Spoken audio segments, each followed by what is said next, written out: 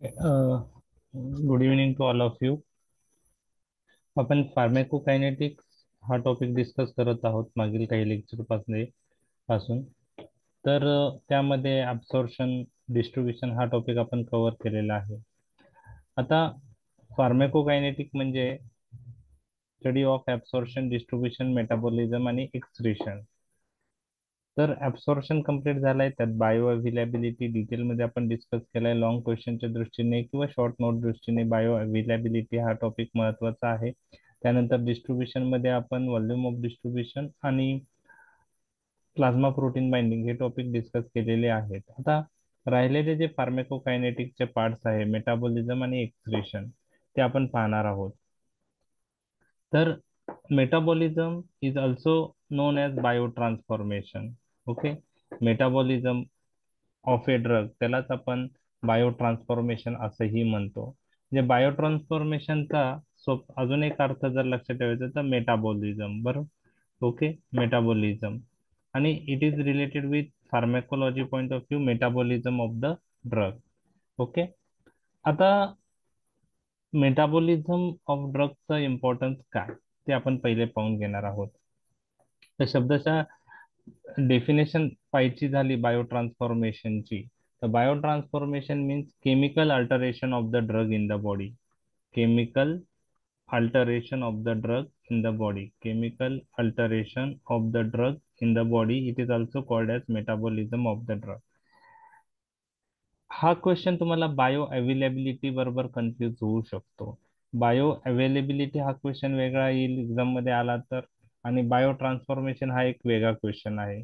तर कधी कधी बायो ट्रान्सफॉर्मेशन क्वेश्चन आला तर बायो अवेलेबिलिटी लिहिता, बायो अवेलेबिलिटी आला तर बायो ट्रान्सफॉर्मेशन लिहिता. तर बायो ट्रान्सफॉर्मेशन म्हणजेच मेटाबॉलिझम ऑफ द ड्रग हे तुम्हाला लक्षात ठेवायचं, आणि डेफिनेशन आहे chemical alteration of the drug in the body. मग आता हे बायो ट्रान्सफॉर्मेशनची गरज काय आहे, मेटाबॉलिझमची गरज काय आहे, ते आपण पाहणार आहोत. समजा एखादा ड्रग आपण दिला आणि तो सिस्टेमिक सर्क्युलेशन मध्ये आल्यानंतर त्यांनी डिझायर्ड इफेक्ट दाखवला, बरोबर आहे. म्हणजे आपल्याला ज्या कारणासाठी ड्रग आपण यूज केला होता ते कारण आपलं फुलफिल झालं. मग त्या नंतरही ही बायो ट्रान्सफॉर्मेशन किंवा मेटाबॉलिझम ड्रगचं का महत्वाचं आहे, ओके, हे तुम्हाला माहित पाहिजे. तर तुम्हाला सांगता येईल का मेटाबॉलिझम का महत्वाचं आहे ड्रगचं,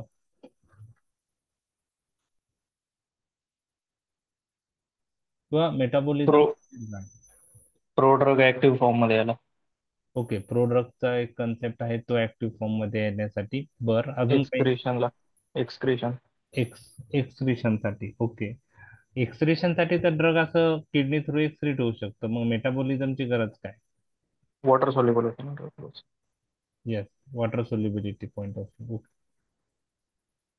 तर मेन पर्पज ऑफ मेटाबॉलिझम जो आहे किंवा बायो ट्रान्सफॉर्मेशन हे मी तुमच्याशी डिस्कस करणार आहे. की ज्यावेळेस आपण ड्रग देतो, बरोबर आहे, त्यावेळेस आता एक लक्षात घ्या की ड्रग हा फॉरेन सबस्टन्स आहे. तो बॉडीत आल्यानंतर डिझायर्ड इफेक्ट झाल्यावर तो इलिमिनेट झाला पाहिजे, बॉडीतून परत बाहेर गेला पाहिजे. जर तो तसाच राहिला तर तो बॉडीमध्ये स्टोअर होऊन त्याचे साईड इफेक्ट किंवा त्याचे कॉम्प्लिकेशन्स होऊ शकतात. म्हणून बिईंग ए फॉरेन सबस्टन्स तो इलिमिनेट झाला पाहिजे. इलिमिनेट होण्यासाठी एक्सक्रिटरी रूट आहेत, जसं किडनी आहे, बरोबर आहे. इंटेस्टाइनल रूट मधून काही ड्रग एक्सक्रीट होतात. तर अ, जे पण एक्सक्रिटरी रूट आहे त्यातून तो ड्रग एक्सक्रीट झाला पाहिजे डिझायर्ड इफेक्ट आल्यानंतर. तर काय असतं पहा, ज्यावेळेस आपण सपोज लिपिड सोल्युबल ड्रग देतो, ओके, तर लिपिड सोल्युबल ड्रग दिल्यानंतर तो पॅसिव्ह डिफ्युजननी जीआयटी मधून ऍब्सॉर्ब होईल का नाही होणार? होईल. कारण लिपिड सोल्युबिलिटी असल्यामुळं पॅसिव्ह डिफ्युजननी ती प्रोसेसने तो ऍब्सॉर्ब होईल, सिस्टेमिक सर्क्युलेशन मध्ये येईल आणि डिझायर्ड इफेक्ट दाखवल.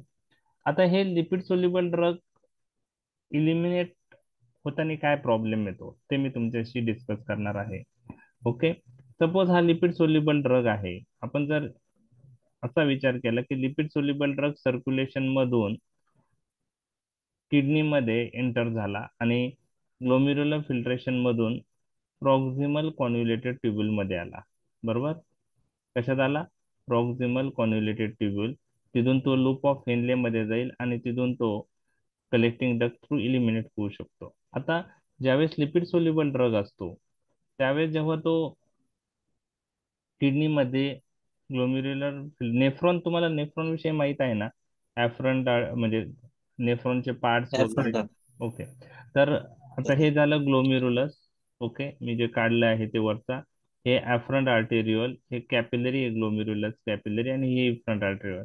तर ड्रग किंवा काही सबस्टन्स जे आहे ते किडनीतून फिल्टर होताना, फिल्टर हे ग्लोमेरुलर फिल्ट्रेशन प्रोसेसने होता, आणि जे पण फिल्टर झालेले सबस्टन्स आहे ते किडनी मधून म्हणजे ट्युबल्स मध्ये येतात. तर हा जो पार्ट आहे ट्युबलचा त्याला पीसीटी म्हणतात. पीसीटीचा लॉंग फॉर्म माहिती आहे, प्रॉक्सिमल कॉन्व्होल्युटेड ट्युब्युल. बरोबर आहे. आता याच्यामध्ये काय होतं, प्रॉब्लेम मी सांगतो. लिपिड सोल्युबल ड्रग असेल तर, लिपिड सोल्युबल ड्रग असेल, ओके, लिपिड सोल्युबल ड्रग असेल तर एक ट्युब्युलर रिअब्सॉर्प्शन नावाची प्रोसेस असते. ट्युब्युलर रिअब्सॉर्प्शन नावाच्या प्रोसेस मध्ये काय होतं, ट्युब्युल मधून सबस्टन्स रिअब्सॉर्ब होतात. कुठं रिअब्सॉर्ब होतात? परत सर्क्युलेशन मध्ये, ब्लड मध्ये काय होतात, ट्युब्युल मधले सबस्टन्स रिऍब्सॉर्प्शन. रिअब्सॉर्ब होतात, परत सर्क्युलेशन मध्ये येतात. आणि त्यासाठी कोणती प्रोसेस असते? Passive passive diffusion. Diffusion. Passive diffusion. मग लिपिड सोल्युबल ड्रग जर फिल्टर झालं, पीसीटी मध्ये आले, तर पीसीटी मधून परत कशात येऊ शकतात ते? सर्क्युलेशन मध्ये. कशा थ्रू? Tubular रिअब्सॉर्प्शन process. मग ते इलिमिनेट होतील का लिपिड सोल्युबल ड्रग? नाही. नाही.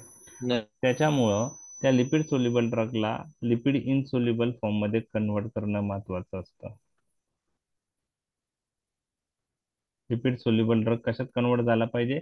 Lipid insoluble. सर. आणि हे मेटाबॉलिझम प्रोसेसने होतं किंवा बायो ट्रान्सफॉर्मेशन, म्हणजे त्या ड्रग मध्ये केमिकल अल्टरेशन होतं आणि लिपिड सोल्युबल ड्रग कशात कन्वर्ट होतो? लिपिड इनसोल्युबल ड्रग मध्ये. बरोबर आहे. आणि हा लिपिड इनसोल्युबल ड्रग म्हणजे लिपिड इनसोल्युबल फॉर्म तयार झाल्यावर जर फिल्टर झाला, पीसीटीत आला, तर पीसीटी मधून lipid insoluble drug passive diffusion reabsorb होईल का? नाही होणार. Lipid insoluble drug passive diffusion reabsorb नाही होणार. पॅसिव्ह डिफ्युजन साठी काय लागतं? लिपिड सोल्युबिलिटी लागते. म्हणजे ट्युब्युलर रिअब्सॉर्प्शन प्रोसेसनी लिपिड इन्सोल्युबल ड्रग असेल तर तो रिअब्सॉर्ब होईल का?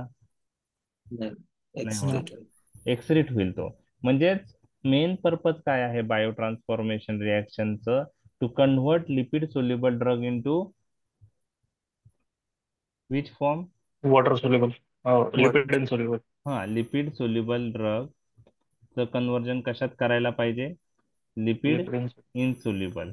Okay, lipid insoluble.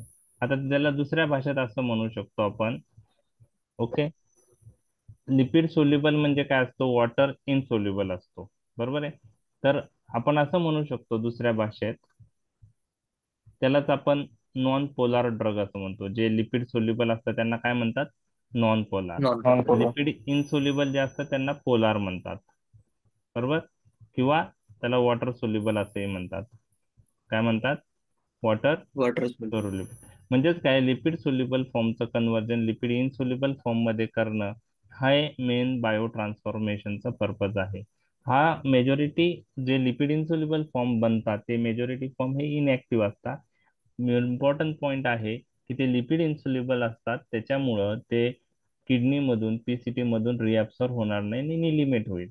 ड्रग जर लिपिड सोल्युबल असेल तर तो रिअब्सॉर्ब होतो.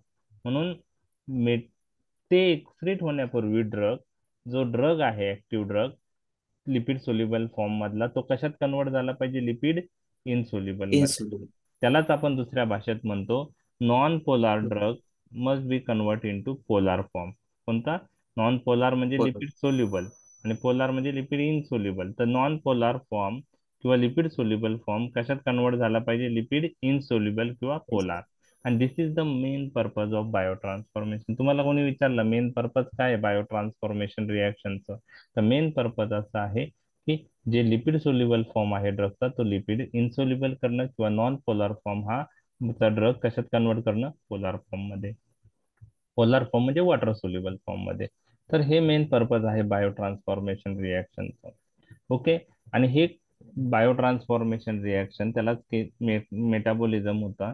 The major site of biotransformation reaction is liver. Major site काय? लिव्हर.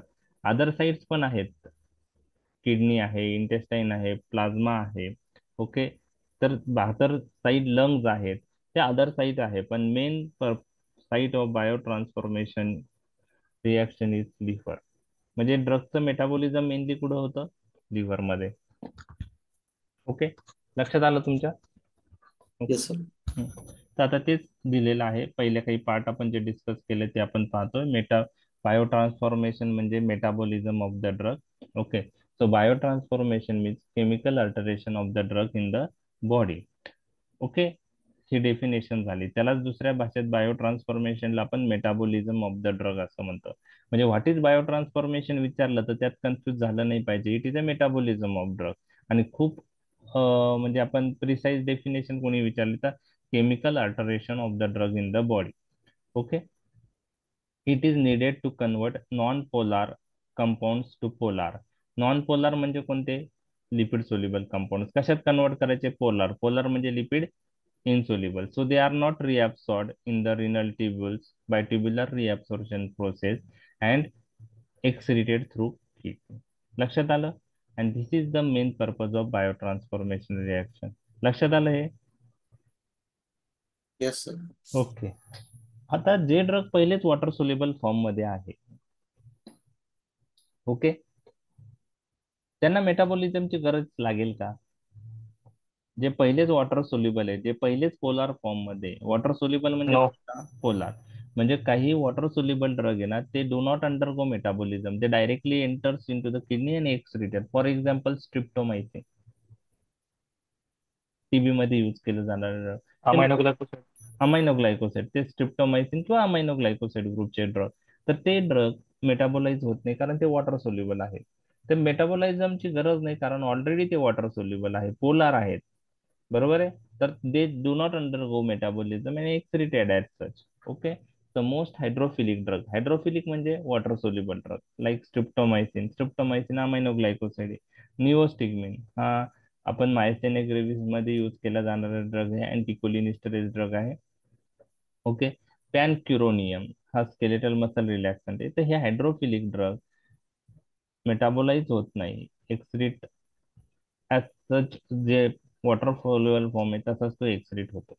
ओके. आणि मेन पर्पज काय आहे बायोट्रान्सफॉर्मेशन रिॲक्शनचं? की आपल्या बॉडीला प्रोटेक्शन देणं. कारण ड्रग जे आपण यूज करतो तर डिझायर्ड इफेक्ट झाल्यानंतर ते इलिमिनेट झाले पाहिजे. ते जर अक्युमुलेट झाले तर टॉक्झिक इफेक्ट बॉडीवर येऊ शकतात.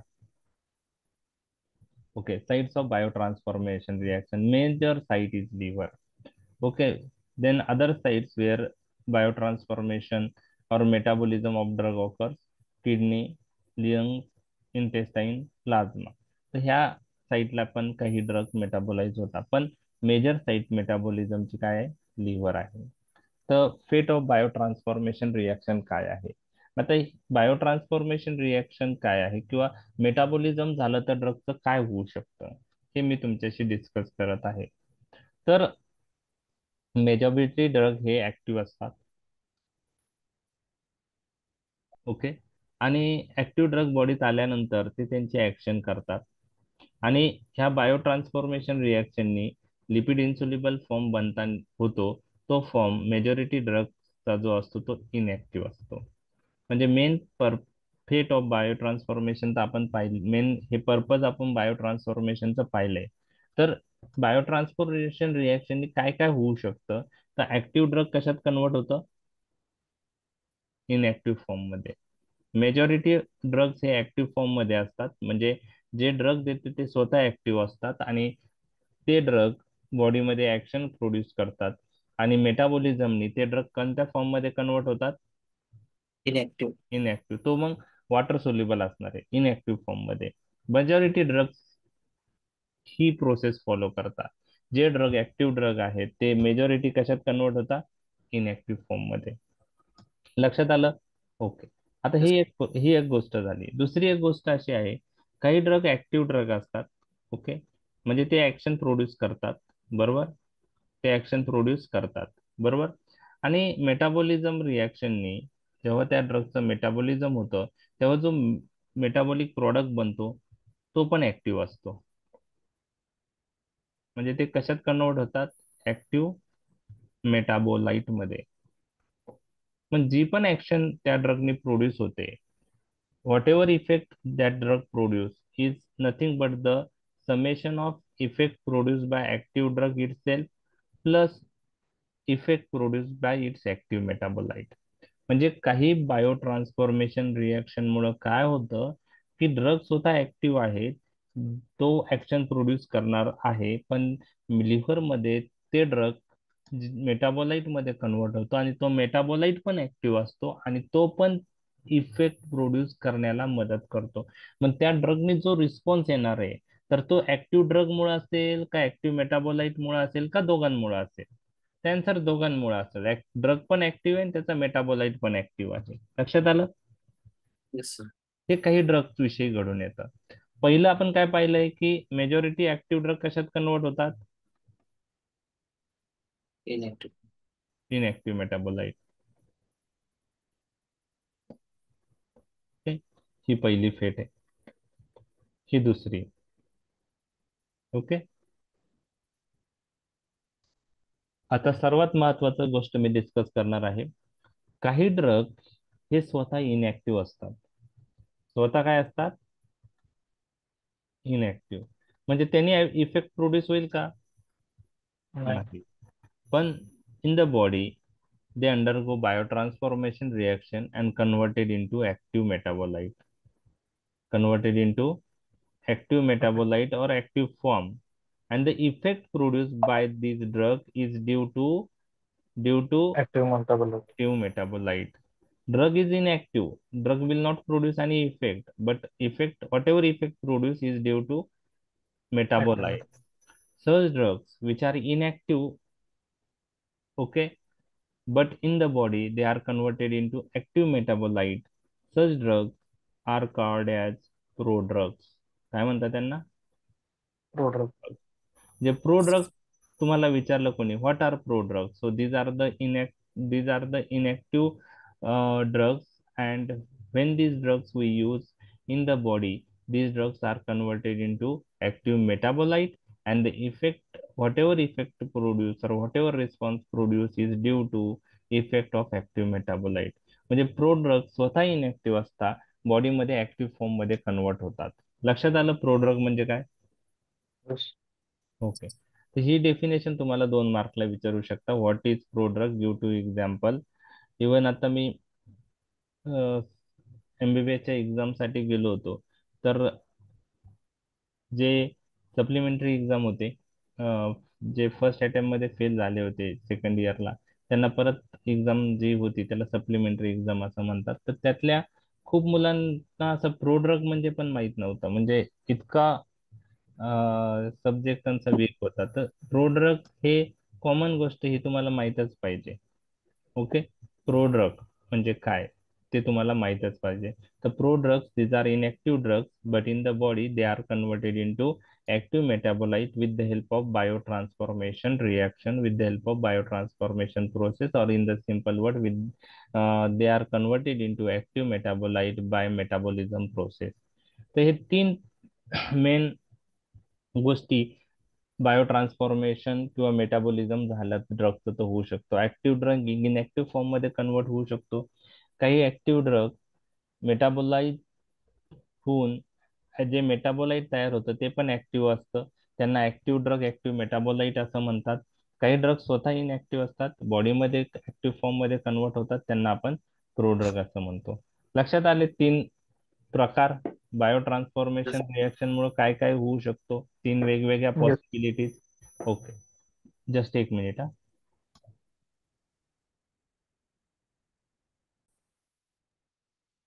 ओके. आता काही एक्झाम्पल मी पाहणार आहे. बायो ट्रान्सफॉर्मेशन रिएक्शन मध्ये खूप सारे एक्झाम्पल येणार आहे. जनरल फार्मॅक मध्ये पण खूप टॉपिक्स मध्ये खूप ड्रगचे नाव येणार आहेत. त्याविषयी जास्त पॅनिक न होता प्रत्येकाचे एक एक दोन दोन एक्झाम्पल लक्षात ठेवले तरी चालू शकतात. तर तुम्हाला ह्या तिन्ही पॉईंटचे एक एक एक्झाम्पल तरी माहीत पाहिजे. ओके.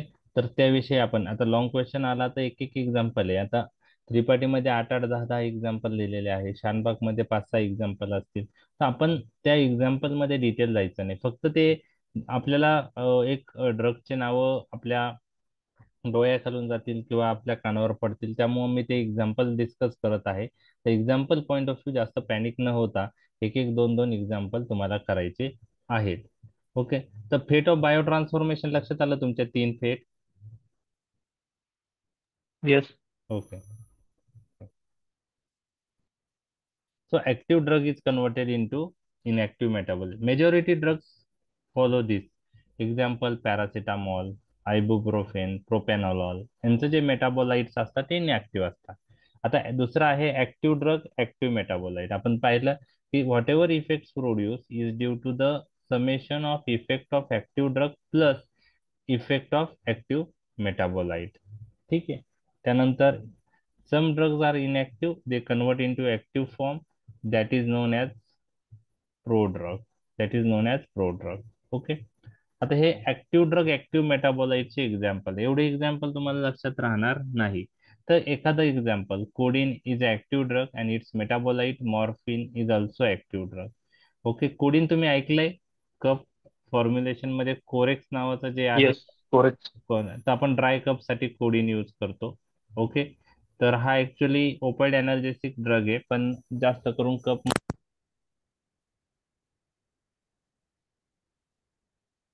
आवाज नाही येत.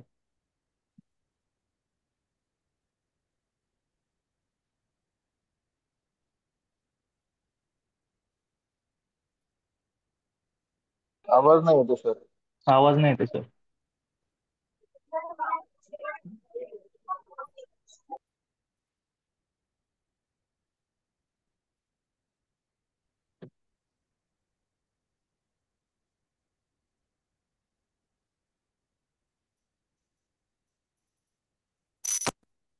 हॅलो, येतोय आवाज?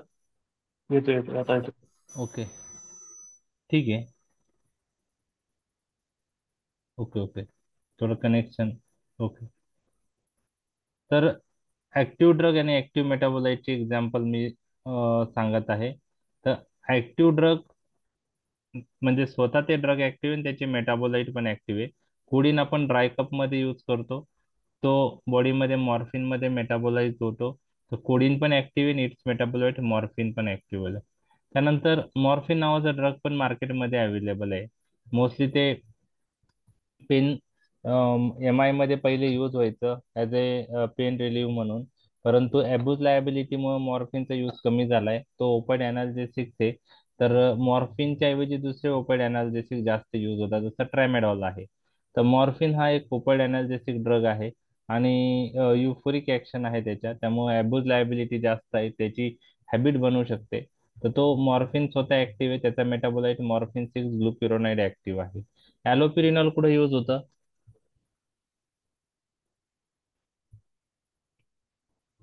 गाऊट.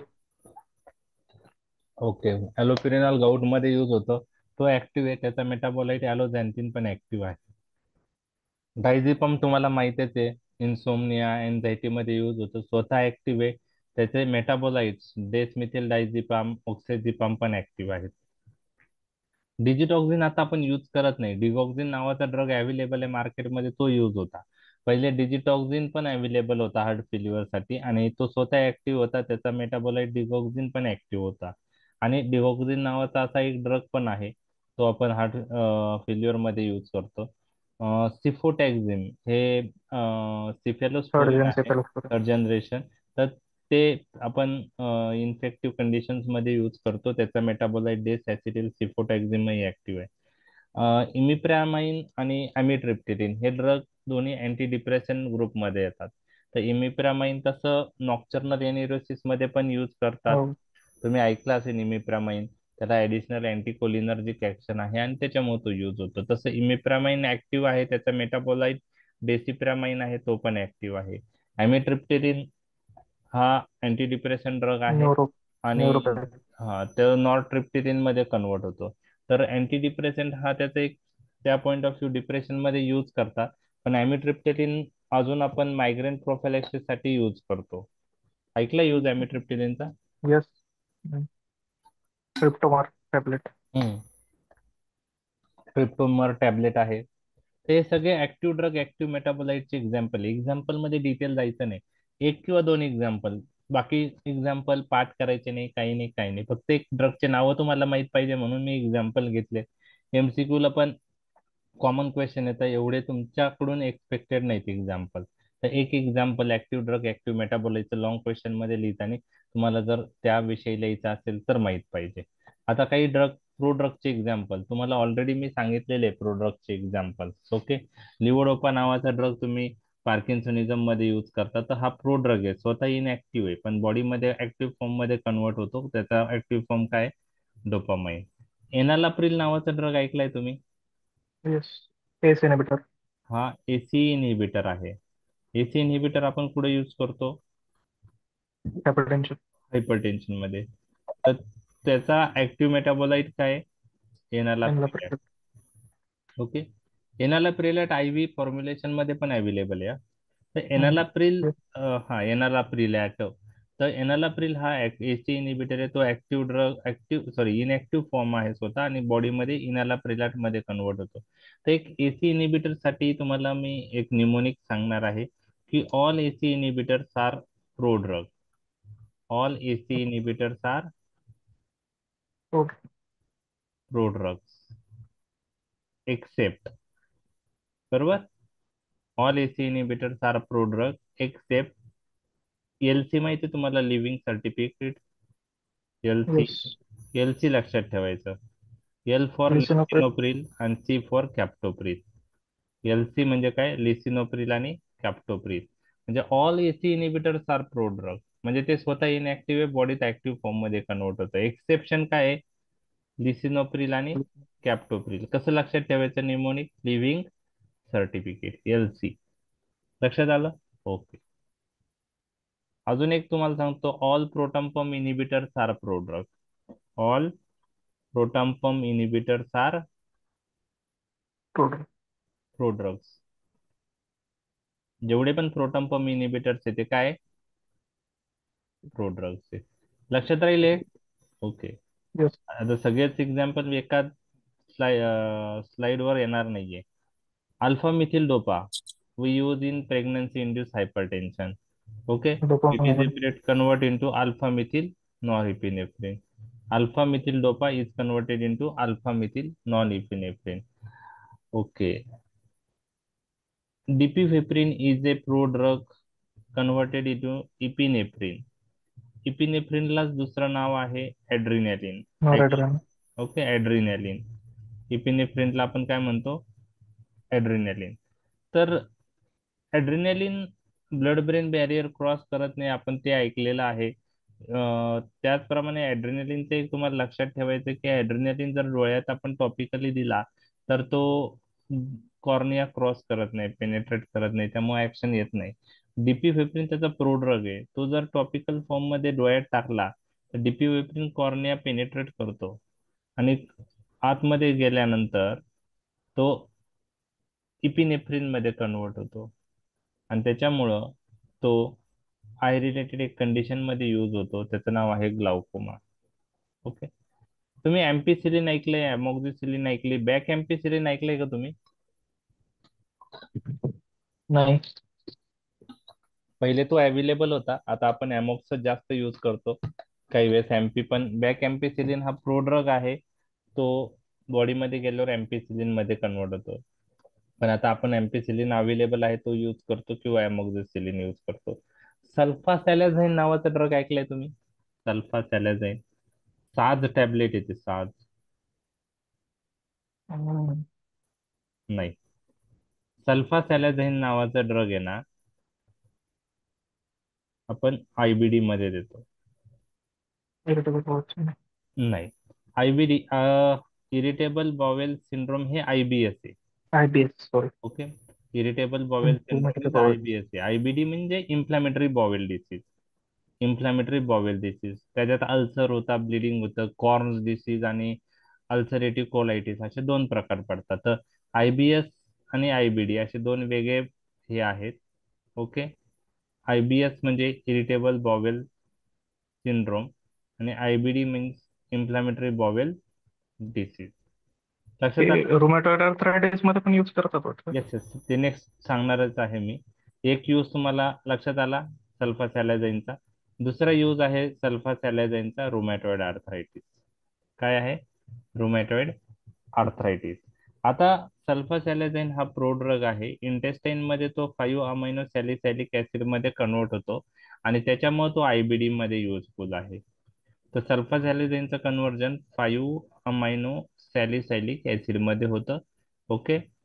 आणि तो ऍक्टिव्ह फॉर्म आहे, जेणेकरून इन्फ्लॅमेटरी बाउल डिसीज मध्ये इम्प्रुव्हमेंट होते. तर सल्फासॅलाझाईनचे दोन यूज आहे. ओके. इन्फ्लॅमेटरी बाउल डिसीज आणि दुसरा काय आहे? Rheumatoid arthritis. ते कसं इफेक्टिव्ह ते आपण नंतर तेव्हा पाहणारच आहोत. ओके.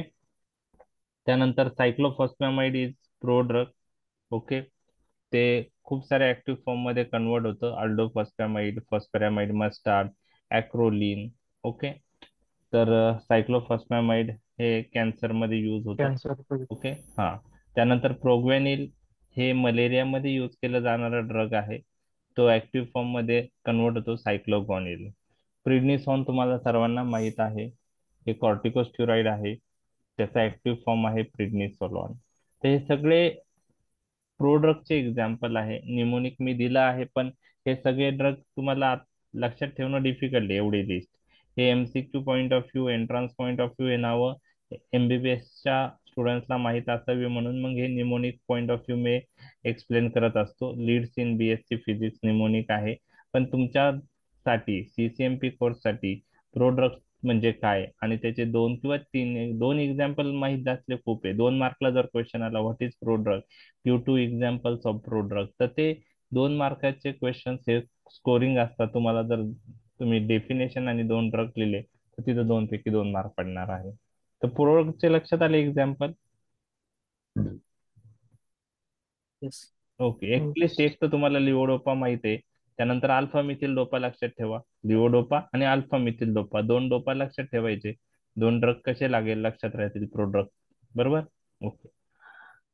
आता आपण बायो ट्रान्सफॉर्मेशन टॉपिक मध्ये खूप साऱ्या केमिकल रिॲक्शन डिस्कस करणार आहे. त्यामुळं हा टॉपिक जसा जसा पुढे जाईल तसं तसं तुम्हाला ते रिॲक्शन्स, त्यांचे एन्झाईम्स, त्या सगळ्या गोष्टी थोड्या डिफिकल्ट वाटतील.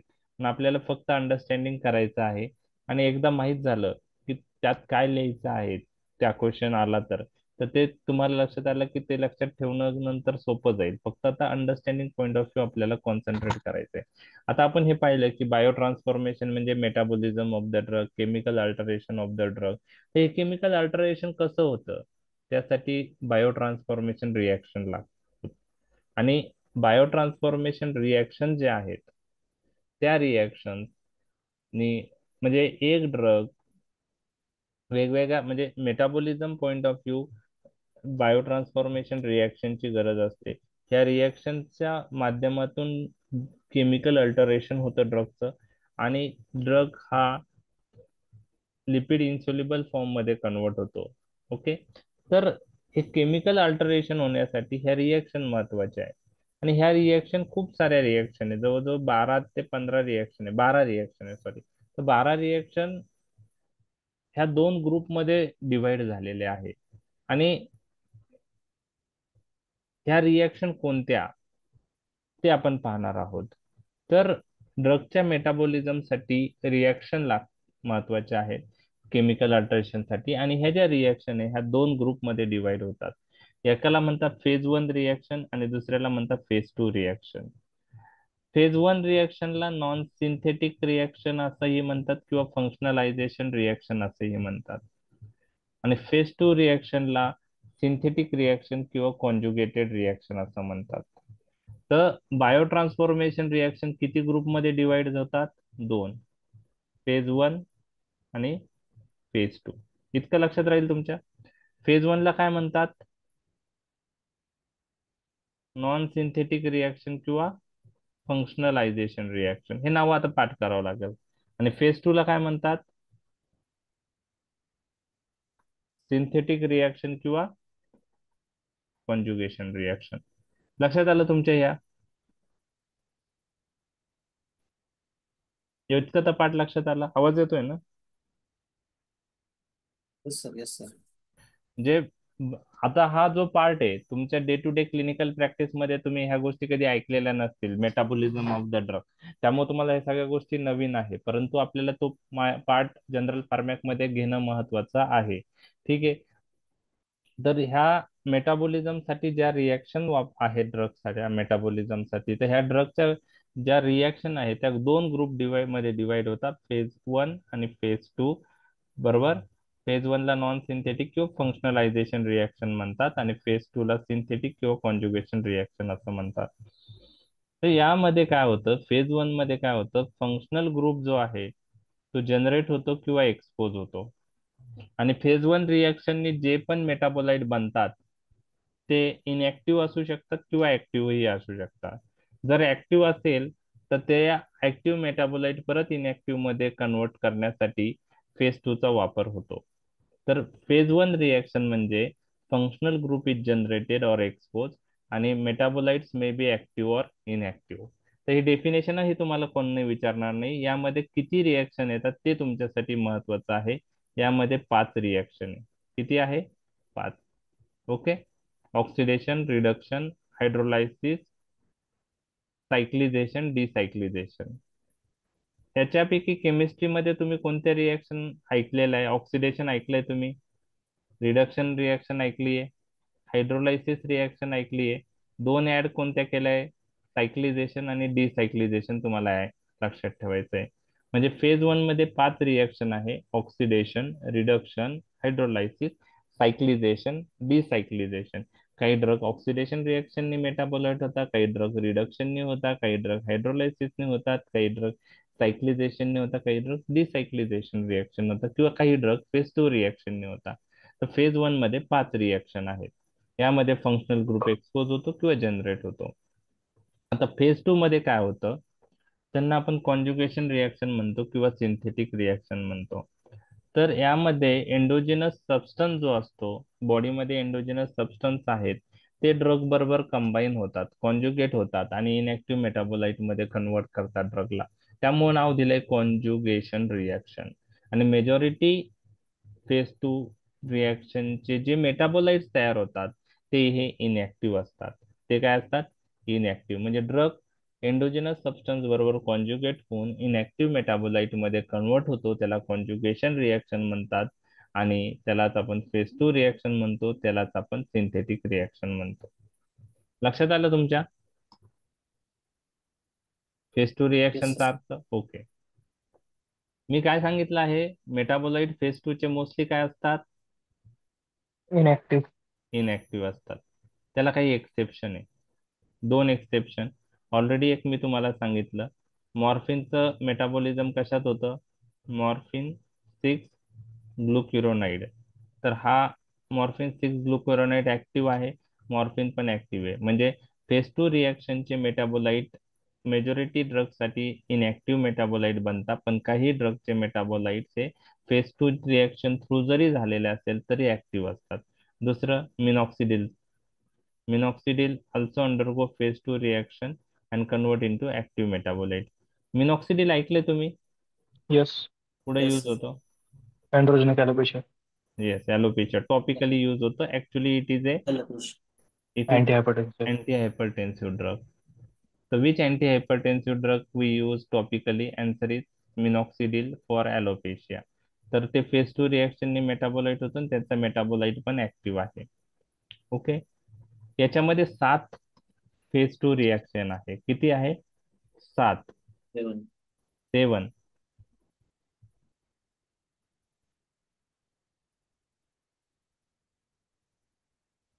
तुम्हाला कोणतं निमोनिक लक्षात ठेवायचंय त्यासाठी?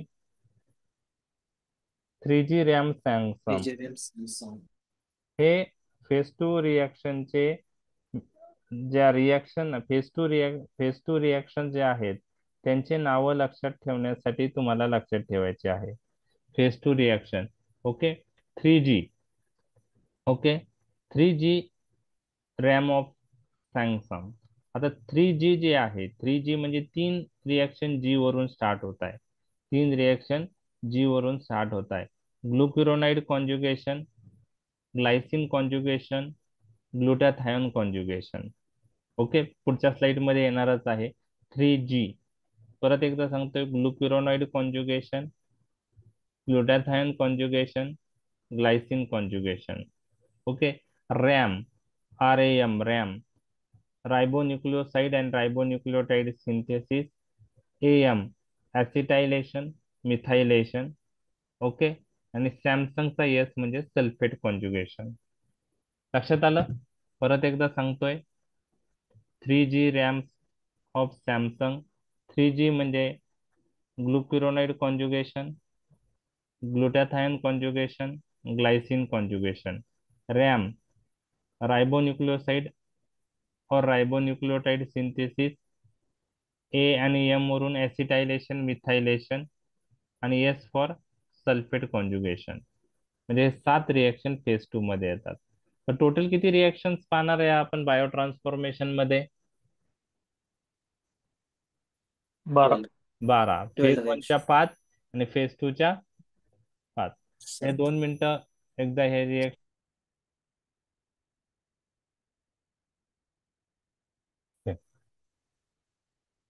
So phase 1 reaction include 5 reaction: oxidation, reduction, hydrolysis, cyclization, decyclization.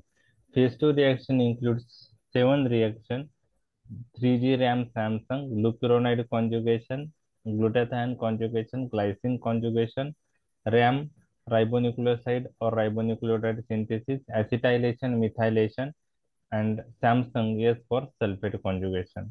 आता एक्झाम मध्ये तुम्हाला काय माहित पाहिजे याच्यातलं? एक्झाम मध्ये ही रिएक्शन कशा कॅरी आउट होतात, म्हणजे फेज 1 रिएक्शन म्हणजे ह्या रिएक्शन साठी. आता हे रिएक्शन कॅरी होण्यासाठी तुम्हाला एन्झाईमची गरज आहे.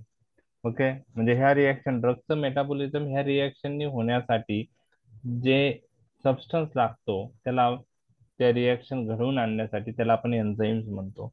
तुम्हाला सर्वांना माहीतच आहे एन्झाईम्स. ओके, तर आपण ह्या टॉपिक मध्ये बायो ट्रान्सफॉर्मेशन मध्ये ह्या रिएक्शन साठी कोणते एन्झाईम्स लागतात, ही रिएक्शन कॅरी झाल्यानंतर, रिएक्शन घडल्यानंतर जे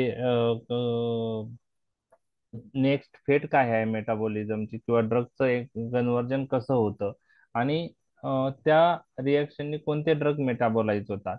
तर खूप सारे एक्झाम्पल्स येणार आहेत, तर एक एक एक्झाम्पल तरी तुम्हाला लक्षात पाहिजे, आणि ही रिएक्शनचा अर्थ काय ते पण आपण पाहणार आहोत. तर आपण पहिल्याच फेज 1 रिएक्शनवर कॉन्सन्ट्रेट करणार आहोत. खूप सारे एक्झाम्पल येईल, example point of view panic व्हायचं नाही, 1 ते 2 एक्झाम्पल तुम्हाला लक्षात ठेवायचे आहे. तर start with oxidation. What is oxidation? Oxidation म्हणजे ऍडिशन ऑफ ऑक्सिजन और removal of hydrogen. What is oxidation? Addition of oxygen और रिमूव्हल ऑफ हायड्रोजन. दुसऱ्या भाषेत सांगायचं झालं तर oxidation means addition of negatively charge radical और removal of positively charge radical. ही झाली ऑक्सिडेशनची डेफिनेशन. ओके ओके, त्याच्या आधी काही पार्ट आहेत ते आपण बघूया. हे 2-3 स्लाइड आहे, नंतर ऑक्सिडेशन आहे. ठीक आहे, तर त्याच्या आधीचा पार्ट मी थोडक्यात डिस्कस करतो, हे राहिलाय आपल्याला. ओके, तर हे ड्रग्ज जे आहेत, तर ड्रगचं एक्सक्रिशन साठी ड्रग कोणत्या फॉर्म मध्ये पाहिजे हे तर आपण पाहिलेलं आहे. लिपिड सोल्युबल मध्ये पाहिजे का लिपिड इनसोल्युबल मध्ये? Lipid insoluble. लिपिड इनसोल्युबल म्हणजेच त्याला आपण काय म्हणतो, पोलर वॉटर किंवा soluble. Water soluble. So drugs which are already in water soluble form, these drugs do not undergo metabolism. त्यांना फेज 1 फेज 2 ची रिएक्शनची गरज आहे का? नाही, ते डायरेक्टली एक्सक्रीट होतात. Some drugs follow phase 1 reaction, convert into metabolite, that is inactive lipid insoluble metabolite, and that is eliminate. Okay, बरोबर आहे. काही drugs follow phase 2 reaction, converted into inactive metabolite and eliminate. बरोबर आहे, म्हणजे काही drug metabolise होत नाही, काही ड्रग फेज 1 रिएक्शन फॉलो करतात, काही ड्रग कोणती रिएक्शन फॉलो करतात, फेज 2 रिएक्शन फॉलो करतात, आणि इनएक्टिव्ह फॉर्म मध्ये कन्वर्ट होतो, त्यात लिपिड इन्सोल्युबल असतो, ते इलिमिनेट होतात. पण काही ड्रगचं काय होतं, फेज 1 रिएक्शननी मेटाबोलाइट तयार होतो, हा मेटाबोलाइट ऍक्टिव्ह असतो, हा ऍक्टिव्ह मेटाबोलाइट परत इनएक्टिव्ह लिपिड इन्सोल्युबल फॉर्म मध्ये कन्वर्ट होण्यासाठी फेज 2 ची गरज लागते, आणि फेज टू ने जो इनएक्टिव्ह मेटाबोलाइट लिपिड इन्सोल्युबल फॉर्म मध्ये तयार होतो तो नंतर इलिमिनेट होतो. म्हणजे काही ड्रग्ज साठी फेज वन आणि फेज टू दोन्ही रिएक्शनची गरज पडते आणि त्यानंतर ड्रगचं इलिमिनेशन होतं. तर हे एक थोडक्यात तुम्हाला सांगितलं काही ड्रगला बायोट्रान्सफॉर्मेशन ची गरजच नसते. This drug excreted without metabolism. Example आपण पाहिले streptomycin. Some drugs follow phase one reaction, some drugs follow phase 2 reaction for metabolism point of view, and some drugs required phase 1 and phase 2 both reaction to convert into inactive water soluble form. Okay. आता मी next point तुम्हाला काय सांगितलं की ह्या ड्रगच्या reaction जे आहेत 12 त्या carry होण्यासाठी कशाची गरज असते? एन्झाईमची. तर एन्झाईम विषयी थोडक्यात मी तुम्हाला 2 स्लाइड इथं डिस्कस करू इच्छितो.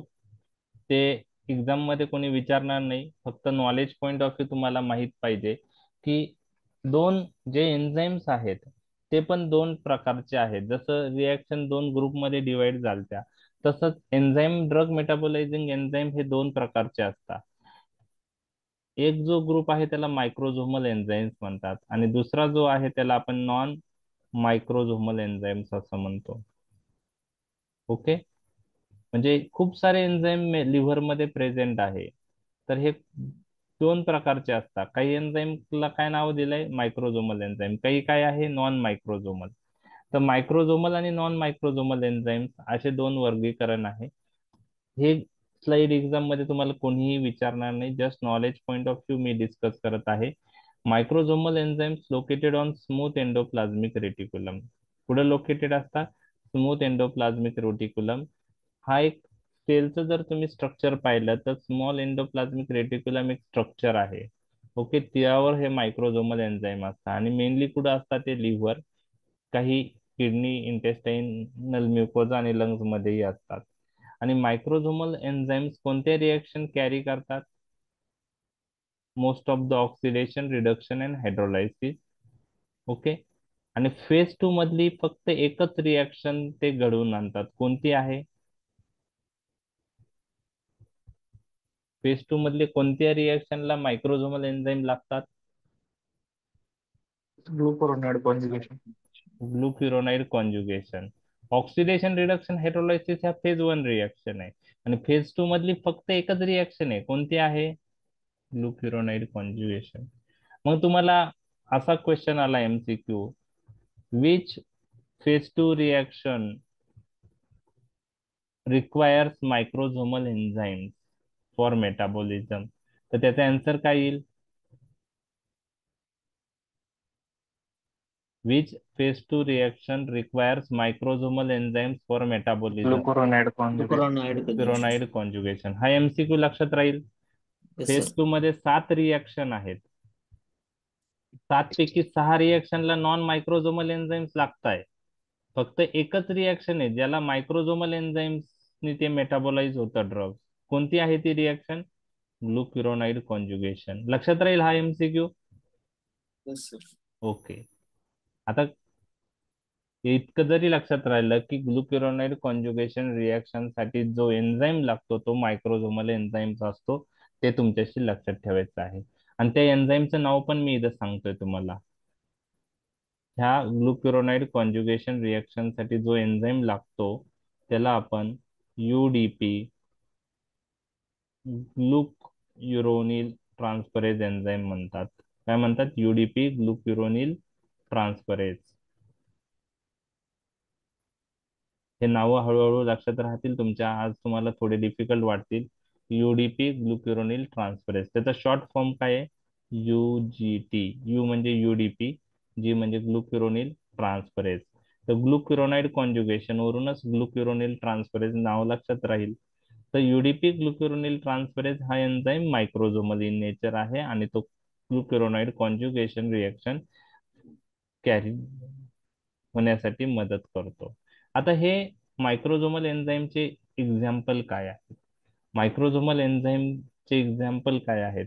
हे नावं पण लक्षात ठेवायला थोडी डिफिकल्ट आहे. फक्त नावं तुमच्या कानावरून गेले पाहिजे. Mono oxygenase enzyme microsomal enzyme आहे.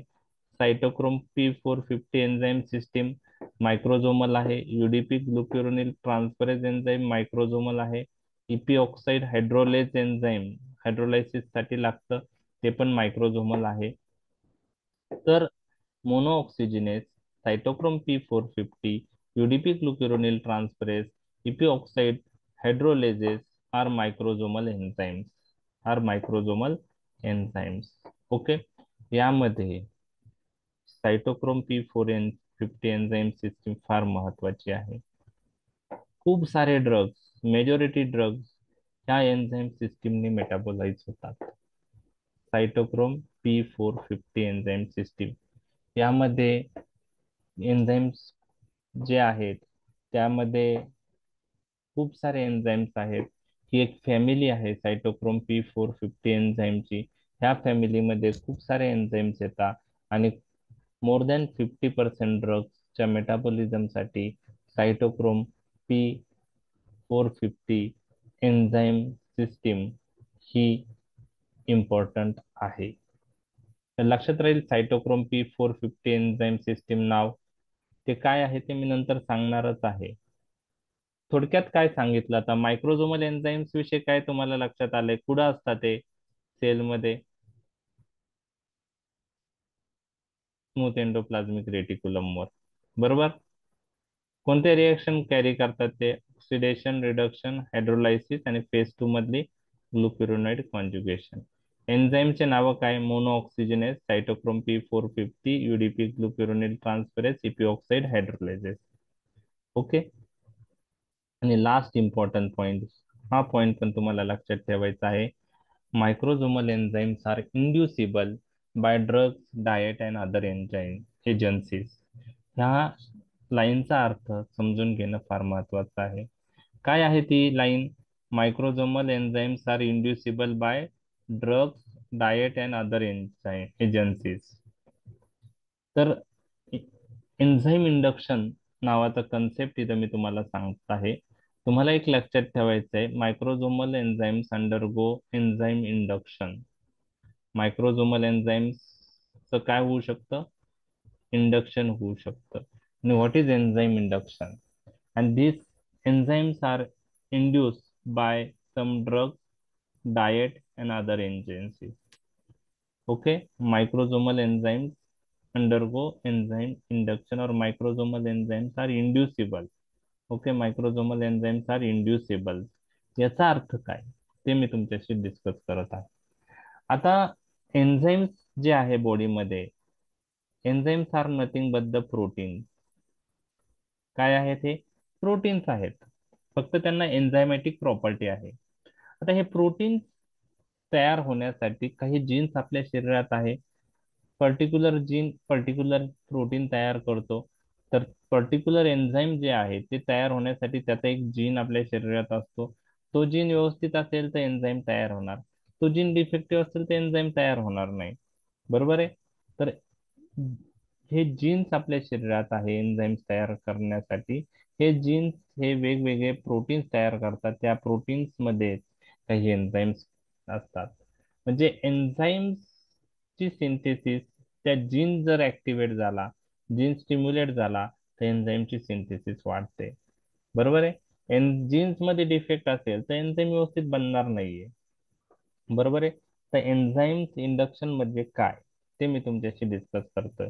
तर आपल्याला लक्षात ठेवायचं आहे की काही ड्रग्ज असे आहेत, काही डायटरी प्रोडक्ट असे आहेत, काही एन्व्हायरमेंटल प्रोडक्ट असे आहेत, काही एन्व्हायरमेंटल सबस्टन्स असे आहेत, त्यात कार्सिनोजन्स आहेत. तर हे ड्रग, काही डायटरी प्रोडक्ट, काही एन्व्हायरमेंटल हे जे आहेत सबस्टन्सेस, हे काय करतात? हे आपल्या शरीरात गेल्यानंतर जे जीन्स आहेत, जे जीन्स मायक्रोझोमल एन्झाईम्स साठी बनलेले आहेत, त्या जीन्सवर हे ऍक्ट होतात.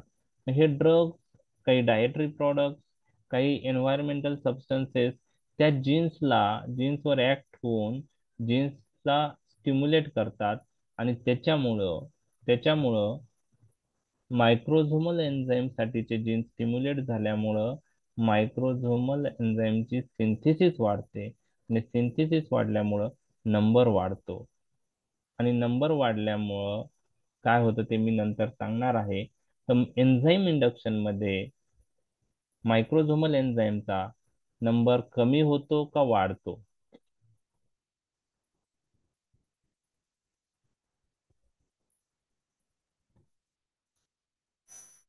वाढतो. यस, कमी होतो. मायक्रोझोमल एन्झाईमचा नंबर काय होतो? कमी होतो. नाही. मी काय सांगितलंय पहा, की हे जे एन्झाईम्स आहेत मायक्रोझोमल एन्झाईमचा विचार केला तर त्यांच्यासाठी जीन्स आपल्या शरीरात आहेत ऑलरेडी, बरोबर आहे.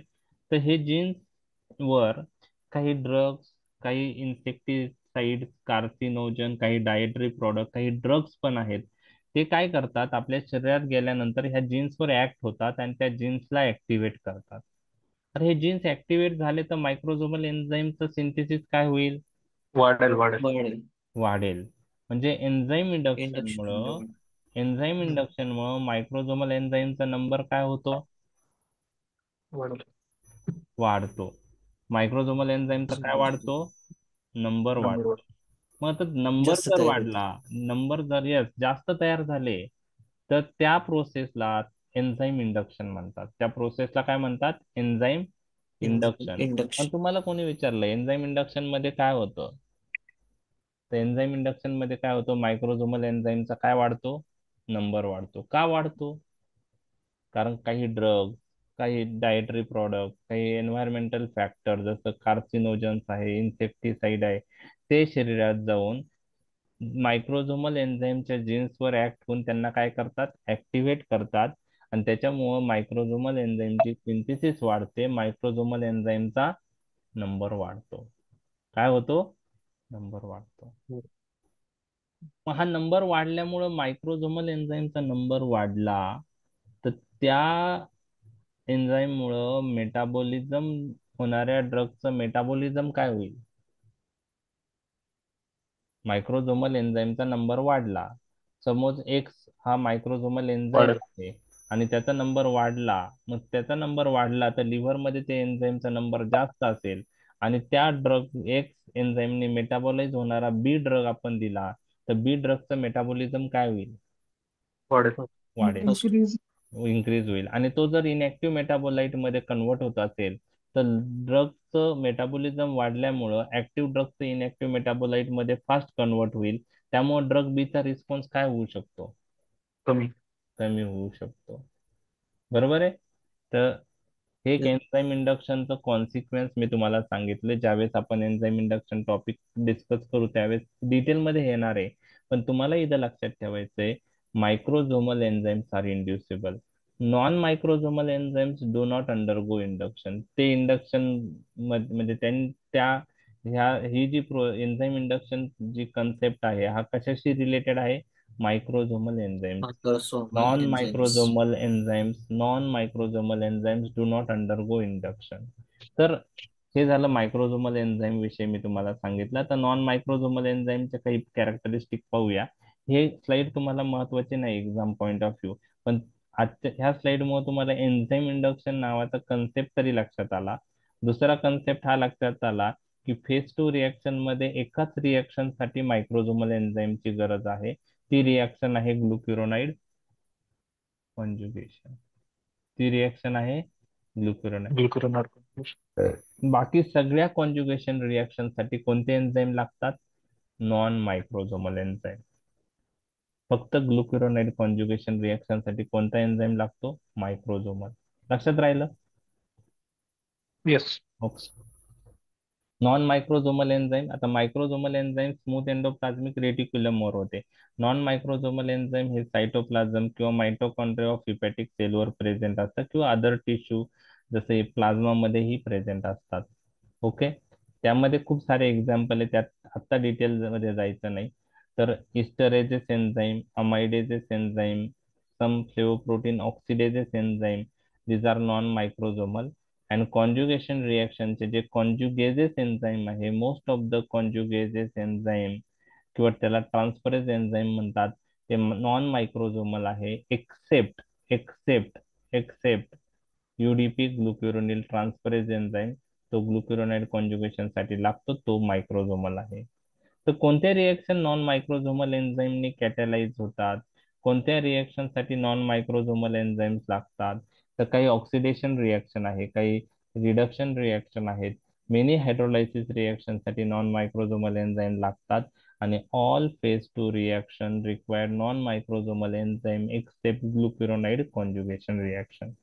तर याच्यातून एक लक्षात आलंय की फेज 1 च्या ज्या रिएक्शन आहे, ऑक्सिडेशन, रिडक्शन, हायड्रोलायसिस, त्या रिएक्शन साठी म्हणजे नॉन मायक्रोझोमल किंवा मायक्रोझोमल कोणतेही एन्झाईमने त्या होऊ शकतात, डिपेंडिंग ऑन द ड्रग. बरोबर आहे? ओके. दुसरी गोष्ट, मायक्रोझोमल एन्झाईम इंड्युसेबल होते, त्यांचा नंबर एन्झाईम इंडक्शनने वाढू शकतो. Non microsomal enzymes are non inducible. पण त्यांचा नंबर वाढेल का? नाही. नाही, एन्झाईम इंडक्शन प्रोसेसने नाही वाढणार. परंतु non microsomal enzyme show genetic polymorphism. काय दाखवतात ते? जेनेटिक. Genetic polymorphism. म्हणजे काही पेशंट मध्ये ॲबनॉर्मल एन्झाईम राहू शकतात, आणि आपण ऑलरेडी एक्झाम्पल पाहिलंय ते सुडोकोलिनिस्टरेस, आठवतंय? येस. हो, सक्सेनल choline. Auxin choline induce apnea काही पेशंटमध्ये दिसून येतो, कारण त्यामध्ये अटिपिकल सुडोकोलिनिस्टरेज, ॲबनॉर्मल सुडोकोलिनिस्टरेज एन्झाईम असतं. आणि दुसरं एक आपण एक्झाम्पल पाहिलंय जेनेटिक बायो अवेलेबिलिटी मध्ये, स्लो ॲसिटायलेटर स्टॅटस आणि फास्ट ॲसिटायलेटर स्टॅटस. तर काही पेशंटमध्ये acetyl transferase enzyme fast acting असतो, त्यांना फास्ट ॲसिटायलेटर स्टॅटस म्हणतात, आणि स्लो ॲसिटायलेटर स्टॅटसच्या लोकांमध्ये acetyl transferase enzyme slow acting असतो, त्यांना स्लो ॲसिटायलेटर स्टॅटस म्हणतात. हे जेनेटिक पॉलिमॉर्फिझम मुळे होतं. तर non microsomal enzyme R non इंड्युसेबल, हा पॉइंट लक्षात ठेवायचा, but they show genetic polymorphism. तर याच्यामध्ये डिटेलमध्ये कोणीही तुम्हाला विचारणार नाही, फक्त तुम्हाला याच्यातून एक तर लक्षात आलं की जे पण ड्रग मेटाबोलायझिंग एन्झाईम्स आहेत, काही मायक्रोझोमल एन्झाईम्स आहेत, काही नॉन मायक्रोझोमल एन्झाईम आहे. Microsomal enzymes undergo induction, non microsomal enzymes do not undergo induction but show genetic polymorphism. लक्षात आलं? येस. ओके. आता खूप बेसिक गोष्टी आपण डिस्कस केल्यात, आता फक्त आपण रिॲक्शन कडे जाणार आहोत याच्यानंतर. आणि खूप सारे रिएक्शन मध्ये एक्झाम्पल्स येणार आहेत. तर अंडरस्टँडिंग पॉइंट ऑफ व्ह्यू आपण लक्षात ठेवायचं आहे. ओके. तर थोडं रिएक्शनमुळे थोडं टॉपिक बोरिंग पण वाटू शकतो तुम्हाला, पण आपल्याला एनी हाऊ रिएक्शनचा अर्थ समजून घ्यायचा आहे.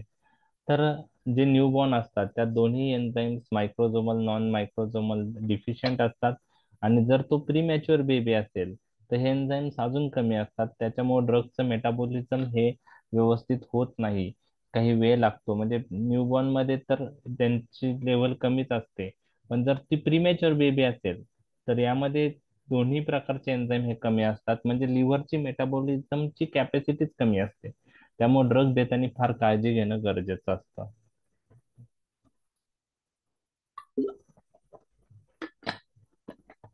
आता हे जे रिएक्शन्स आहे ह्या मी डिटेल मध्ये डिस्कस करत आहे, तुम्हाला एक्झाम मध्ये हे डिटेल मध्ये कोणी विचारणार नाही. ऑक्सिडेशन, ऑक्सिडेशन म्हणजे काय? एखाद्या ड्रगचं नाव लिहिलं, संपलं, बाकी एवढं मोठं लक्षात ठेवायची गरज नाही. तर शेवटी मी एक चार्ट पण बनवलेला आहे, तो चार्ट जरी केला तरी मोर दॅन सफिशियंट होतं फेज 2 रिएक्शनचा. त्याच्यामुळं अंडरस्टँडिंग पॉइंट ऑफ व्ह्यू लक्ष द्या. Oxidation means addition of oxygen और रिमूव्हल ऑफ हायड्रोजन.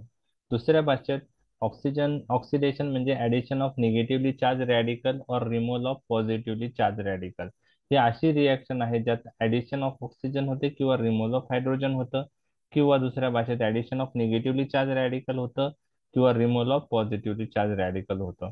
तर ऑक्सिडेशन साठी मायक्रोझोमल एन्झाईमनी पण ऑक्सिडेशन होतं काही ड्रगचं, आणि काही ड्रगच्या ऑक्सिडेशन साठी नॉन मायक्रोझोमल एन्झाईम लागतात. तर मायक्रोझोमल ऑक्सिडेशन रिएक्शनचे एक्झाम्पल आपण पाहणार आहोत, आणि नॉन मायक्रोझोमल ऑक्सिडेशन रिएक्शनचे एक्झाम्पल पाहणार आहोत. तर लक्षात घ्या की सायटोक्रोम 450 एन्झाईम सिस्टीम जी आहे ती ऑक्सिडेशन रिएक्शन मध्ये बार्बिट्युरेट किंवा बेन्झोडायझेपाईन्स जे आहेत ग्रुप त्यांच्या मेटाबॉलिझम साठी महत्वाची आहे. तर बार्बिट्युरेट मध्ये खूप सारे ड्रग्ज येतात, तुम्हाला माहित पण आहे ते. ओके, फिनोबार्बिटॉन आहे. ओके, थायोपेंटोन सोडियम आहे. तर हे बार्बिट्युरेट आहे. बेन्झोडायझेपाईन मध्ये सगळे जे डायझेपाम, डोरॅझेपाम, मिडाझोलाम, अल्प्राझोलाम हे सगळे ड्रग येतात. तर बार्बिट्युरेट आणि बेन्झोडायझेपाईन दोन बी तुम्हाला लक्षात ठेवायचे. ते ऑक्सिडेशन रिएक्शनने मेटाबोलाइज होतात. आणि कोणते एन्झाईम लागतात त्यांना? मायक्रोझोमल. आणि मायक्रोझोमल मध्ये कोणतं? सायटोक्रोम P450 एन्झाईम. P4. ओके. आता नॉन मायक्रोझोमल ऑक्सिडेशन रिएक्शन मध्ये काय होतं? कोणते ड्रग्स नॉन मायक्रोझोमल ऑक्सिडेशन रिएक्शननी मेटाबोलाइज होतात? तर एक पहिले तुम्हाला लक्षात ठेवायचं कॉमन एक्झाम्पल मी तुमच्याशी डिस्कस करतो आहे. तुम्हाला अल्कोहोलचं मेटाबॉलिझम माहिती आहे? अल्कोहोल मेटाबॉलिझम साठी दोन एन्झाईमची गरज असते. पहिलं, अल्कोहोल जेव्हा आपण म्हणजे पेशंट अल्कोहोल घेतो तर ते पहिले अल्डिहाइड मध्ये कन्वर्ट होतं. ओके, अल्डिहाइडचं मेटाबॉलिझम परत ऍसिड मध्ये होतं. ओके, तर अल्कोहोलचं मेटाबॉलिझम अल्डिहाइड मध्ये होण्यासाठी अल्कोहोल डिहायड्रोजिनेज एन्झाईम लागतं. कोणतं? Alcohol alcohol dehydrogen. डिहायड्रोजिनेज. आणि अल्डिहाइडचं मेटाबॉलिझम ऍसिड मध्ये होण्यासाठी अल्डिहाइड डिहायड्रोजिनेज एन्झाईम लागतं. Aldehyde dehydrogenase. ओके, लक्षात आलं?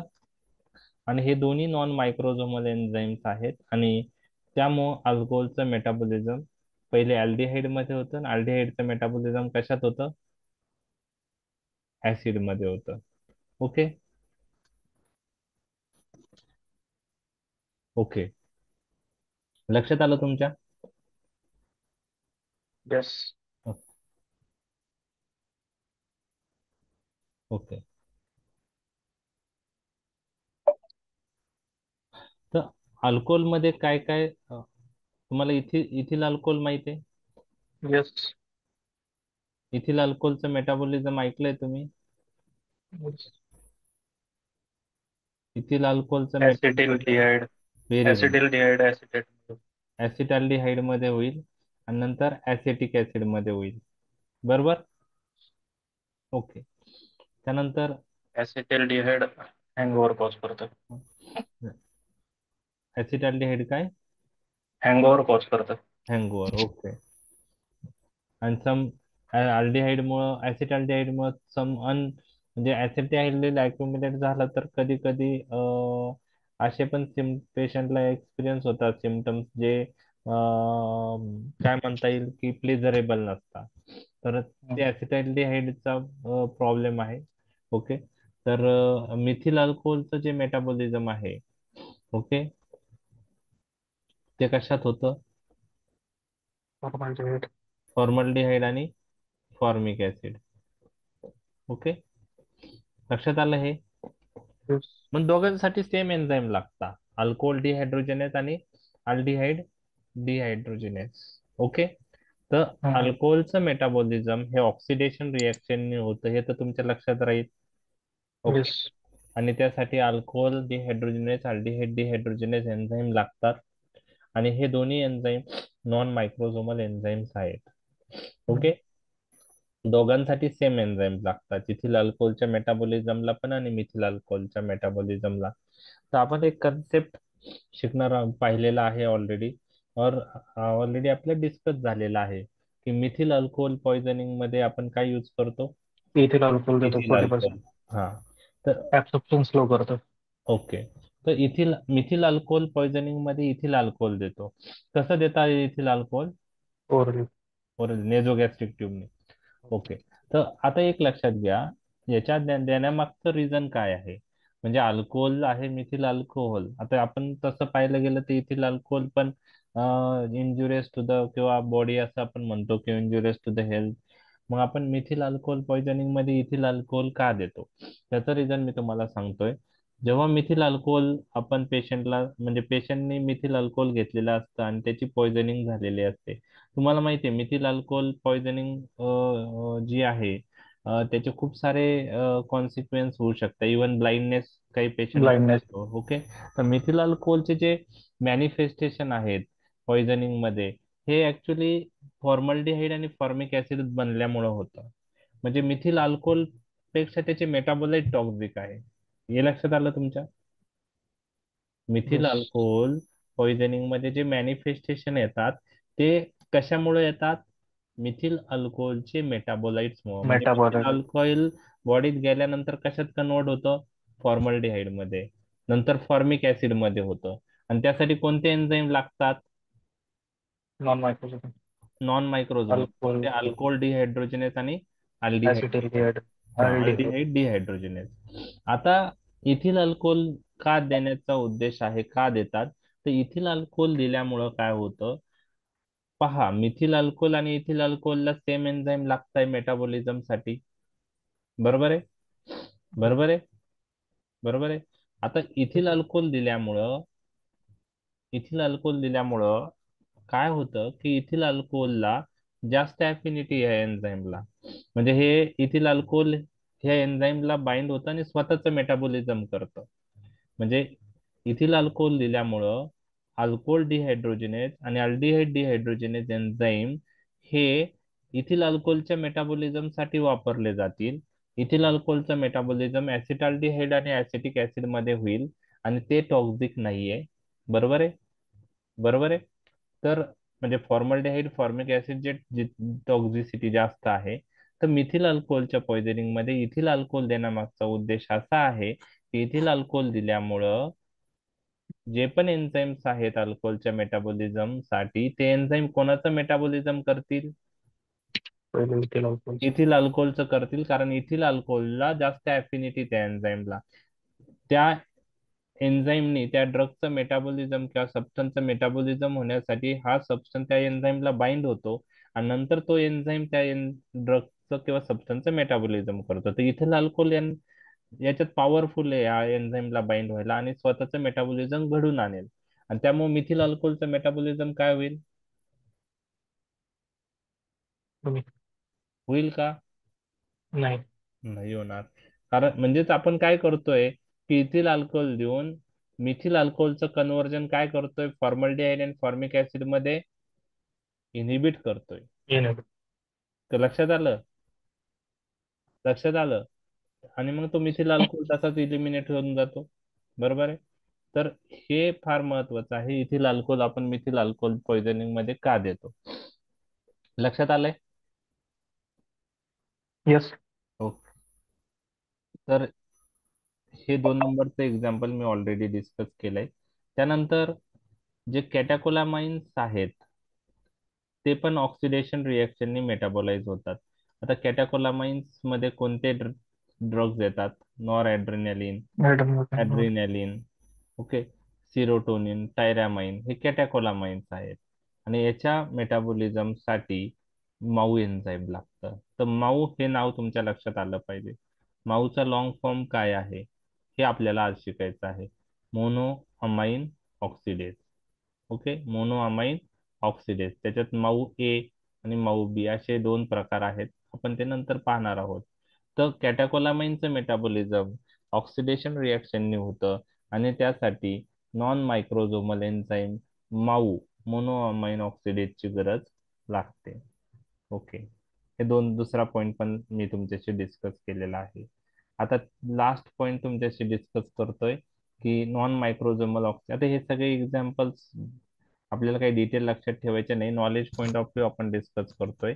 झॅन्थिन ऑक्सिडेज नावाचा जो एन्झाईम आहे, ओके, ओके, तर एक अँटी कॅन्सर ड्रग आहे 6-मर्कॅप्टोप्युरिन. त्याच्या मेटाबॉलिझमसाठी लागतो आणि तो 6-मर्कॅप्टोप्युरिनचं मेटाबॉलिझम करतो. तर हा झॅन्थिन ऑक्सिडेज पण नॉन मायक्रोझोमल एन्झाईम आहे आणि झॅन्थिन ऑक्सिडेज एन्झाईम ह्या 6-मर्कॅप्टोप्युरिन ड्रगचं कन्व्हर्जन इनऍक्टिव्ह मेटाबोलाइट मध्ये करतो. तर 6-मर्कॅप्टोप्युरिन कोणता ड्रग आहे? Anti anti. कॅन्सर. ओके. ठीक आहे. ओके. तुम्हाला असा एखादा ड्रग माहित आहे का जो झॅन्थिन ऑक्सिडेजचा झॅन्थिन ऑक्सिडेजला इनहिबिट करतो? ऑलरेडी तुम्ही मला सांगितलंय आन्सर त्याचं. तो ड्रग आपण ऑलरेडी आज डिस्कस केलेला आहे. आज झॅन्थिन ऑक्सिडेज एन्झाईम हा आपल्या बॉडीमध्ये युरिक ऍसिड सिंथेसिस साठी पण महत्वाचा आहे. सल्फोझोन ते तर कोणता ड्रग आपण गाऊट मध्ये पाहिलं होतं? ॲलोपिरिनॉल. ॲलोपिरिनॉल. ॲलोपिरिनॉल कसं ऍक्ट होतं? युरिक ऍसिड लेवल कमी कशी करतं ॲलोपिरिनॉल? तर ते युरिक ऍसिडची सिंथेसिस इनिबिट करतं. कशी सिंथेसिस इनिबिट करतं ते युरिक ऍसिडची? By inhibiting xanthine oxidase enzyme. अच्छा. तर झॅन्थिन ऑक्सिडेज एन्झाईम युरिक ऍसिडच्या सिंथेसिस साठी वापरला जातो. मग तो जर एन्झाईम इनिबिट झाला तर युरिक ऍसिडची सिंथेसिस होणार नाही. नाही. युरिक ऍसिडची सिंथेसिस नाही झाली तर लेव्हल कमी होईल. तर how allopurinol acts by inhibiting which enzyme? Xanthine झेंडर ऑक्सिडेज. ऑक्साईड. आणि same enzyme is required for metabolism of 6-mercaptopurine. जर आपण ॲलोपिरिनॉल बरोबर 6-mercaptopurine दिलं तर काय होईल?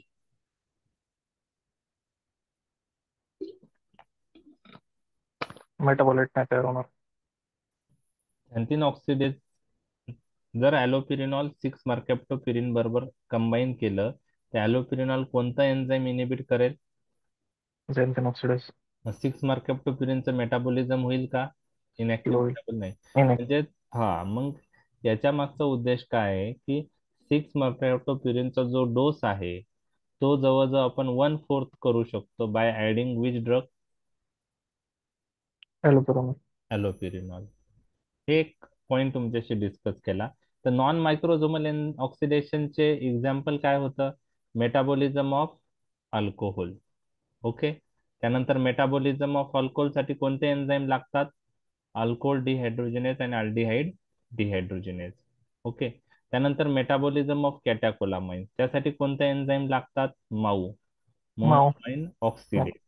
आणि मेटाबॉलिझम ऑफ 6-mercaptopurine साठी कोणता एन्झाईम लागतो? झॅन्थिन झेंथन. ऑक्सिडेज. आणि आपण अजून हे शिकलो की हे एन्झाईम इनहिबिट कोणता ड्रग करतो? ॲलोपिरिनॉल. ॲलोपिरिनॉल. आणि त्याचा यूज काय आहे? गाऊट मध्ये यूज होतो ॲलोपिरिनॉलचा. बरोबर आहे. आणि पण तो जर सबस्मार्कॅप्टोपिरिन बरोबर ॲलोपिरिनॉल ऍड केला तर सबस्मार्कॅप्टोपिरिनचं मेटाबॉलिझम इंटरफिअर होईल. त्याचा डोस आपण जवळजवळ 1/4 पर्यंत कमी करू शकतो. ऑक्सिडेशनचे एक्झाम्पल पाहिलेत. ठीक आहे. ओके. तर याच्या पुढचं आहे रिडक्शन. रिडक्शन करू आज आपण आणि बाकीचं नंतर घेऊया. रिडक्शन हे ऑक्सिडेशनच्या एक्झॅक्टली उलट आहे. मग काय असेल रिडक्शनची definition? Reduction of oxygen and addition of hydrogen. Yes, addition of hydrogen और removal of removal oxygen oxygen. किंवा addition of positively Positive charge radical. Radical और positively removal of charge. Negatively charge radical. ही definition झाली. आणि काही drug reduction रिॲक्शननी metabolise होत आहेत. त्यांची नावं मी तुमच्याशी डिस्कस करतो. एक निमोनिक मी तुमच्याशी डिस्कस करणार आहे. याच्यासाठी पण सायटोक्रोम 450 एन्झाईम सिस्टीम महत्वाची आहे. ही एन्झाईम्स म्हणजे हे enzyme system more than 50% drug metabolise करते. काही ऑक्सिडेशन रिॲक्शननी, काही रिडक्शन हायड्रोलायसिस रिॲक्शननी. ओके. आता एक निमोनिक, आता हे एक्झाम्पल पॉइंट ऑफ व्ह्यू लक्षात नाही ठेवलं तरी चालेल. सगळ्या ड्रगचे एक्झाम्पल 1-2 नावं लक्षात ठेवा. एक निमोनिक आहे how can Chintu reduce weight. तर रिड्यूसचा अर्थ आहे these are the example of reduction reaction. H means halothane. ऐकलंय halothane? Yes. General anaesthetic agent आहे. Anaesthetic agent. Anesthesia. Okay. C for chloramphenicol. Chloramphenicol तुम्ही ऐकलं असेल, antibiotic. Antibiotic. Okay. Yes, sir. Commonly use होत नाही. त्याचे 2 ऍडव्हर्स इफेक्ट आहेत महत्वाचे, ग्रे बेबी सिंड्रोम आणि बोन मॅरो डिप्रेशन. त्यामुळे ते यूज करताना काळजी घेतली पाहिजे क्लोरॅम्फेनिकॉल. Okay. How can Chintu. C for chloral hydrate. Okay. तर क्लोराल हायड्रेट हा ड्रग कॉमनली यूज होत नाही. ऐकलंय क्लोराल हायड्रेट? नाही. Yes. ओके. तर क्लोराल हायड्रेट जास्त यूज होत नाही. ओके. त्यामुळे त्याच्याविषयी म्हणजे सिडेटिव्ह म्हणून यूज होतो त्याचा, पण सिडेटिव्ह पॉइंट ऑफ प्रॉपर्टी आहे त्याला. ओके, तर जास्त यूज होत नाही. Okay, insomnia point of view short period साठी आपण पहिले यूज केला गेलेला आहे, आता यूज होत नाही. How can Chintu reduce weight? Weight W for warfarin. Warfarin माहित आहे तुम्हाला, Yes. Oral anticoagulant. Oral हे antidote. रिडक्शन रिएक्शननी मेटाबोलाइज होणारे ड्रग आहेत. H for halothane, C for chloramphenicol, next C for chloride hydrate. Reduce म्हणजे रिडक्शन रिएक्शन आणि weight म्हणजे warfarin. So how can Chintu reduce weight? हे निमोनिक रिडक्शन रिएक्शननी metabolise होणारे ड्रग्स जे आहेत त्यांच्यासाठी आहे. तर रिडक्शनचे एक्झाम्पल आपण पाहिले. ओके, नेक्स्ट आपण आता बाकीचे पण पाहूया, 2 मिनिटं लागेल त्याला प्रत्येक स्लाइडला. हायड्रोलायसिस रिएक्शननी कोणते ड्रग मेटाबोलाइज होतात? तुम्हाला आता हायड्रोलायसिसचा अर्थ माहिती आहे का? म्हणजे ड्रग कशाबरोबर रिॲक्ट होईल hydrolysis reaction? Water. Very good. तर सोपं आहे, drugs react with water molecule and undergo metabolism. मग त्यासाठी हायड्रोलायसिस मध्ये काय होतं? In hydrolysis there is a cleavage of the drug molecule by taking up molecule of water. म्हणजे ड्रगचं इंटरॅक्शन कशाबरोबर होतं इथं? वॉटर बरोबर, आणि मेटाबोलाइट तयार होतो. तर यासाठी वेगवेगळे एन्झाईम्स लागतात. जसं इस्टरेजेस आहे, ते इस्टरच्या मेटाबॉलिझम साठी लागतो. अमाइडेजेस हे अमाइडच्या मेटाबॉलिझम साठी लागतो. आणि पेप्टाइडेजेस एन्झाईम हे पेप्टाइडच्या पॉलिपेप्टाइडच्या मेटाबॉलिझम साठी लागतो.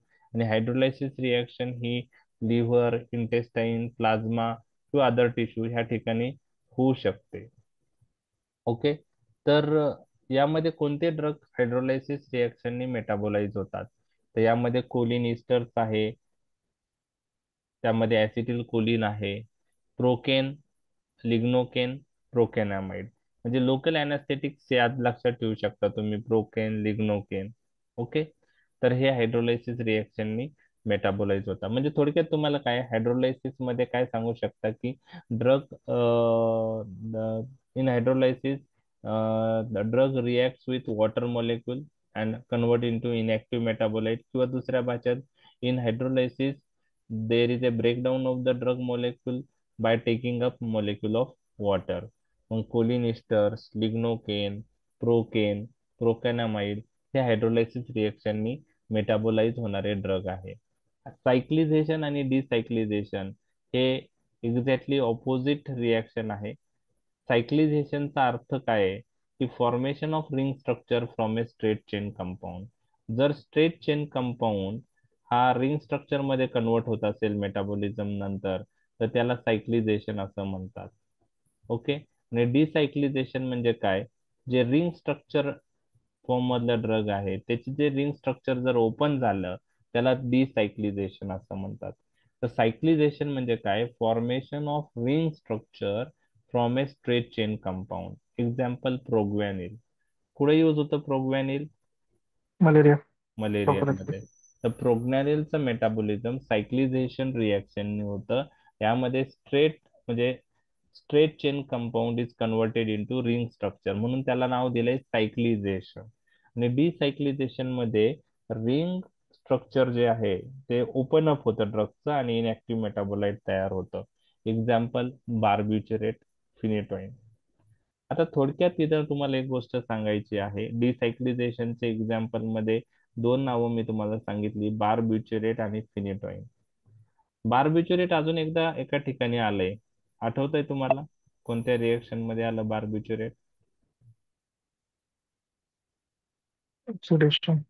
ऑक्सिडेशन, मायक्रोझोमल ऑक्सिडेशन मध्ये बार्बिच्युरेट आणि Uh, Oxidation. बेन्झोडाईन. म्हणजे याचा अर्थ काय? One drug can metabolise by more than one reaction. One drug can metabolise by more than one one reaction. of them. Okay, म्हणजे एखादा ड्रग एकापेक्षा जास्त रिएक्शननी ही मेटाबोलाइज होऊ शकतं. बरोबर आहे? तर बार्बिच्युरेट ऑक्सिडेशन रिएक्शननी पण मेटाबोलाइज होतं आणि डिसायक्लिझेशन रिएक्शननीही मेटाबोलाइज होतं. तर हा पॉइंट पण तुम्हाला लक्षात ठेवायचा आहे. तर आपण फेज 1 रिएक्शन डिटेलमध्ये डिस्कस केलेले आहेत. ओके, त्याचे अर्थ जाणून घेतलेले आहे, त्याचे एक्झाम्पल डिटेलमध्ये डिस्कस केलेले आहे. आता उद्याच्या लेक्चरमध्ये आपण फेज टू रिॲक्शन डिस्कस करणार आहोत आणि त्यानंतर एन्झाईम इंडक्शन आणि इनहिबिशन हा एक कन्सेप्ट तुम्हाला माहीत असणं गरजेचं आहे 2 मार्कसाठी. What is enzyme induction, what are the consequence of enzyme induction, किंवा शॉर्ट नोट येऊ शकते 4 मार्कला एन्झाईम इंडक्शनवर, तर ते पण माहीत पाहिजे. तर ह्या 5 रिॲक्शन मध्ये त्याचा अर्थ आणि एक एक्झाम्पल, त्याचा अर्थ आणि एक ड्रग चे मेटाबॉल एवढंच तुम्हाला करायचं आहे. डिटेलमध्ये आपण understanding point of view discuss केलेलं आहे. तर अर्धा टॉपिक झालेला आहे आपला, रिमेनिंग टॉपिक आपण उद्या बघूया. समजलाय topic? Yes. Biotransformation question, कोणत्या क्वेश्चनशी कन्फ्युज नाही व्हायचा. Bioavailability. खूप वेळा हे कन्फ्युजन होतं, म्हणजे बायो ट्रान्सफॉर्मेशन क्वेश्चन येतो, वाचलेला असतो फक्त बायो अवेलेबिलिटी, कारण तो खूप कॉमन आहे, जास्त विचारण्याचे चान्सेस आहे म्हणून केलेला असतो. पण ते bio transformation confuse bio availability मध्ये होतो आणि बायोबिलिटी आपण लिहून येतो आणि मार्क्स तिथं 0 येणार, कारण क्वेश्चन बायो ट्रान्सफॉर्मेशन विचारलाय, तुम्ही बायो अवेलेबिलिटी लिहिलेला आहे. तर हे कन्फ्युजन नाही राहिलं पाहिजे. बायो ट्रान्सफॉर्मेशन हा वेगळा क्वेश्चन आणि बायो अवेलेबिलिटी हे वेगळा क्वेश्चन आहे. ठीक आहे, तर राहिलेला पाठ आपण उद्या घेऊया. ठीक, चालेल. काही क्वेरीज? No. ठीक आहे, Good night. थोडा टॉपिक म्हणजे काय म्हणता येईल की